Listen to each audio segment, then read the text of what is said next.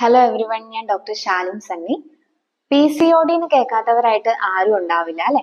നമ്മുടെ ഇന്നത്തെ കാലത്ത് ഒരു 10 സ്ത്രീകളെ നോക്കുകയാണെന്നുണ്ടെങ്കിൽ അതിലൊരു 5 പേരും PCOD ഉള്ളവരായിരിക്കും. പക്ഷെ വളരെ സർവ്വസാധാരണമായി കണ്ടുവരുന്ന ഒരു അസുഖമാണ് ഇതെങ്കിലും ശരിയായ രീതിയിലുള്ള ഒരു ചികിത്സ കണ്ടെത്തി ചികിത്സിക്കുന്ന ആൾക്കാർ വളരെ കുറവാണ് അല്ലെ.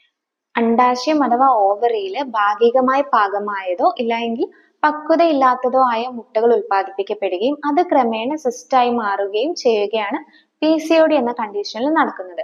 ഈ പറഞ്ഞ ഹോർമോണൽ ചേഞ്ചസ് കൊണ്ട് നമ്മുടെ ശരീരത്തിൽ ഒരുപാട് മാറ്റങ്ങൾ ഉണ്ടാവുന്നുണ്ട്. ചില ആൾക്കാരിൽ വെയിറ്റ് ഗെയിൻ വല്ലാണ്ട് വരുന്നുണ്ട്. അതുപോലെ തന്നെ മുടി കൊഴിച്ചില്, പീരിയഡ്സ് കാര്യങ്ങൾ ഇറഗുലർ ആവുക, അതുപോലെ ഇൻഫെർട്ടിലിറ്റി എന്ന അവസ്ഥയിലേക്കും ഈ പറഞ്ഞ PCOD നമ്മളെ കൊണ്ടുചെന്നെത്തിക്കാം. പല രോഗികളും നമുക്ക് OP-യിലേക്ക് വരുമ്പോഴേ PCOD-ക്ക് മരുന്നുണ്ടോ എന്ന് ചോദിച്ചിട്ടാണ് വരിക. ശരിക്കും പറഞ്ഞു കഴിഞ്ഞാൽ PCOD എന്ന് പറയുന്ന ഒരു മെറ്റാബോളിക് ഡിസോർഡർ ആണ് അല്ലെ. അപ്പൊ നമ്മൾ അത് കറക്റ്റ് ചെയ്യണം എന്നുണ്ടെങ്കിൽ ആദ്യം നമ്മൾ നമ്മുടെ ബോഡിയുടെ മെറ്റാബോളിസം ആണ് കറക്റ്റ് ചെയ്യേണ്ടത്. മെറ്റാബോളിസം കറക്റ്റ് ചെയ്യണമെങ്കിൽ എന്താ ചെയ്യേണ്ടത്? നമ്മുടെ ഡൈജഷൻ, അതായത് ദഹന പ്രക്രിയ കാര്യങ്ങൾ കറക്റ്റ് ആവണം. അത് കറക്റ്റ് ആവണം എന്നുണ്ടെങ്കിൽ നമ്മൾ ശരിയായ രീതിയിലുള്ള ഒരു ഭക്ഷണക്രമവും കൃത്യമായ എക്സസൈസ്, വ്യായാമവും ദിവസവും ചെയ്യേണ്ടതായി വരും. അപ്പൊ നമ്മൾ ഏതൊരു അസുഖം വരുമ്പോഴും ആദ്യം ചെയ്യേണ്ടത് എന്തുകൊണ്ടാണോ അത് ഉണ്ടാവുന്നത് അതിന്റെ കാരണമാണ് ആദ്യം ഒഴിവാക്കേണ്ടത്. അപ്പം PCOD-യുടെ കേസിലൊക്കെ ശരിക്കും ഒരു 50% അല്ലെങ്കിൽ ഒരു 60% വരെ ശരിയായ ഭക്ഷണവും വ്യായാമവുമാണ് നമ്മൾ ശ്രദ്ധിക്കേണ്ടത്. ബാക്കി 40% ഉള്ളൂ ആ ഒരു അവസ്ഥ മാറാൻ വേണ്ടിയിട്ട് മരുന്നിനുള്ള സ്ഥാനം. PCOD ഉള്ള ആൾക്കാർ ശ്രദ്ധിക്കേണ്ട ഭക്ഷണക്രമം എന്ന് പറയുന്നത് നമ്മൾ ആദ്യമായിട്ട് ഒഴിവാക്കേണ്ടത് എന്തൊക്കെയാണെന്ന് നോക്കാം അല്ലെ. കാർബോഹൈഡ്രേറ്റ് അടങ്ങിയ ഭക്ഷണങ്ങൾ വല്ലാണ്ട് കഴിക്കുന്നവരാണെന്നുണ്ടെങ്കിൽ, അതായത് ചോറ്, കപ്പ, ഇതൊക്കെ ഡെയിലി കഴിക്കുന്നവരാണെന്നുണ്ടെങ്കിൽ അതൊക്കെ ഒന്ന് കുറയ്ക്കണം.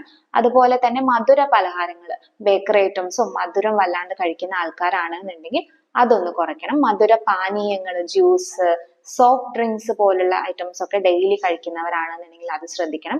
എണ്ണ പലഹാരങ്ങൾ, എണ്ണയിൽ വറുത്തതും പൊരിച്ചതുമായുള്ള ഫുഡ് ഐറ്റംസ്, ജങ്ക് ഫുഡുകളെല്ലാം, അതുപോലെ തന്നെ റെഡ് മീറ്റ്, പ്രോസസ്ഡ് മീറ്റ് ഒക്കെ ഒരുപാട് ഉപയോഗിക്കുന്നവരാണെന്നുണ്ടെങ്കിൽ അത് ശ്രദ്ധിക്കണം. പിന്നെ നമുക്ക് കഴിക്കാൻ പറ്റുന്നത് എന്താണെന്നായിരിക്കും നിങ്ങളുടെ ചോദ്യം. ഇലക്കറികള്, പച്ചക്കറികൾ, അതുപോലെ ഫൈബർ കണ്ടന്റ് കൂടുതലുള്ള ആഹാരം മാക്സിമം നമ്മുടെ ഡെയിലി ലൈഫിൽ ഉൾപ്പെടുത്താൻ നോക്കുക. പയറുവർഗ്ഗങ്ങള്, നട്ട്സ് കാര്യങ്ങളൊക്കെ കഴിക്കാൻ പറ്റും. ഭക്ഷണത്തിന്റെ കാര്യം ശ്രദ്ധിക്കുന്നത് പോലെ തന്നെ നമ്മൾ ശ്രദ്ധിക്കേണ്ട ഒരു കാര്യമാണ് വ്യായാമം എന്ന് പറയുന്നത്. ഫുഡ് കാര്യങ്ങൾ കറക്റ്റ് ആയ രീതിയിൽ കൊണ്ടുപോകുന്നുണ്ടെങ്കിൽ അതിന്റെ കൂടെ തന്നെ വ്യായാമം, എക്സസൈസും സ്റ്റാർട്ട് ചെയ്യാൻ നോക്കുക. നമ്മുടെ ബോഡി വെയിറ്റ് PCOD ഉള്ളവരാണ്, ഒരുപാട് ശരീരഭാരം ഉള്ളവരാണ് എന്നുണ്ടെങ്കിൽ ഡെയിലി ഒരു അരമണിക്കൂറെങ്കിലും മിനിമം ഒരു എക്സസൈസ് കാര്യങ്ങൾ സ്റ്റാർട്ട് ചെയ്യാൻ നോക്കുക. അതുപോലെ തന്നെ നിങ്ങളുടെ അടുത്തുള്ള ഏതെങ്കിലും ഒരു ആയുർവേദ ഫിസിഷ്യനെ കൺസൾട്ട് ചെയ്ത ശേഷം മാത്രം മരുന്നുകൾ കാര്യങ്ങൾ കഴിക്കാൻ നോക്കുക.